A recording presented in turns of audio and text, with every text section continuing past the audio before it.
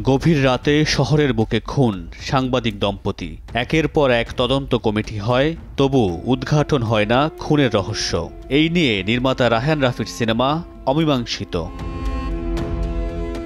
গেল বছর টিজার মুক্তির পরপরই সামাজিক মাধ্যমে ছড়িয়ে পড়ে এই গল্প আলোচিত সাগর রুনি হত্যাকাণ্ড ঘিরে। অন্যদিকে সিনেমার সংলাপ ও বিষয়বস্তুর সঙ্গে মিল রয়েছে বাস্তবের, আছে নৃশংস খুনের দৃশ্য। এমনকি এই ঘটনা এখনও উচ্চ আদালতে বিচারাধীন। এমন অভিযোগে মুক্তির কয়েকদিন আগে সিনেমাটিকে প্রদর্শন অযোগ্য ঘোষণা করে সেন্সর বোর্ড।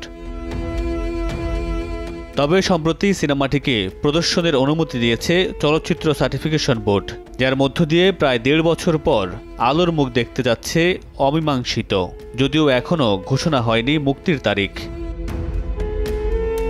ইমতিয়াজ বর্ষণ ও তানজিকা আমিন অভিনীত এই সিনেমা সত্য ঘটনা অবলম্বনে নাকি কাল্পনিক, শীঘ্রই মিলবে এই প্রশ্নের সমাধান।